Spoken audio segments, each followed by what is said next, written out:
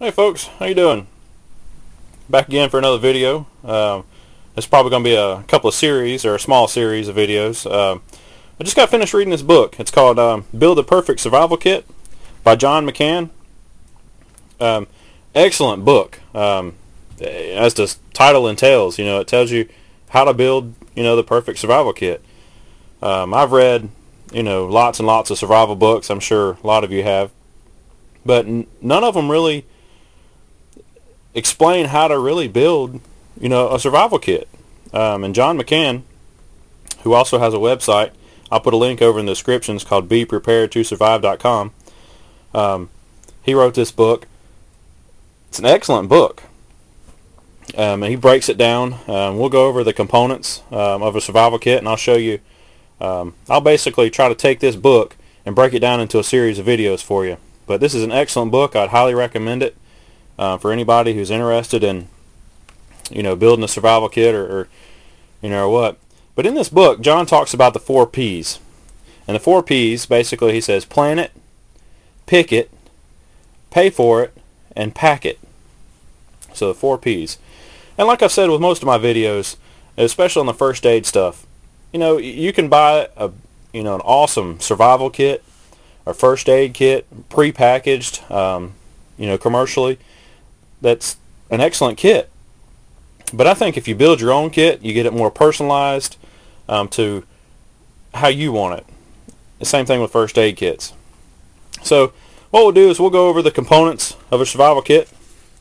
I'll try to use John's book here as an example, and I don't know if you're going to be able to see this here. Let me try to. But basically, we'll go over fire and light, signaling, navigation, water and food collection, shelter and personal protection, medical, knives and tools, and some multi-purpose items. But I figured first, before we do any of that stuff, what we need to do is kind of go over containers. We'll start with containers first. What to put your survival kit in.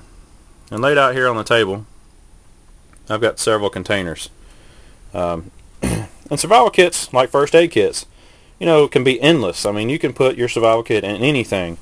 Anything from like one of these compartmentalized little pill bottles or pill package things you get at, in your travel section of your grocery store, to little ziploc bags or these little tubes. John McCann sells these little tubes on his website. Pretty neat little things for fishing kits. We'll go over that later. Film canisters to medicine bottles. Everybody has medicine bottles laying around. I have hundreds of these, different sizes, and I use them for all kind of stuff. This is an old candle tin. You could use the little Altoids, the mini Altoids, the smalls. You can put a little survival kit in there like I've done here. I just recently made this one right here. This is out of a 3/4 inch PVC tube. I just cut down, put some end caps on it, put me a little key ring on it, put on my key ring, and I've got some survival items in there. We'll open that later and I'll show you. To the the Altoids tin kits that everybody likes to make. This is my Altoids tin kit. I got a review on it. I've taken some things out and added some things since I've done that review. Maybe I'll do a follow-up review eventually. And then if you start going into bigger kits, you can start going into maybe something, a container like this gear pods. I've seen my gear pods in previous videos. Excellent survival kit there. To something maybe like a zippered type of a belt pouch or something like that.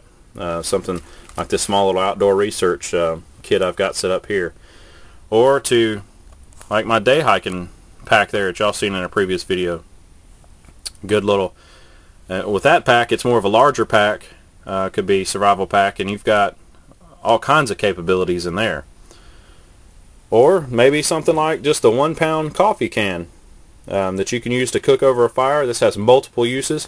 You can keep the lid, so you can put all your contents in there, put the lid on it, and maybe put some duct tape around it or something, and you have an awesome kit right there. And you've got a way to boil your water and carry your water. And if you put all your items inside like a Ziploc bag, you can take those items out, put them in your pocket when you're carrying water, and this will hold a liter of water. So there you go. So that's some of the containers that you can use, and like I said, it's endless possibilities. And recently, another YouTuber, Salika from Peak Survival, I'll put a link over there.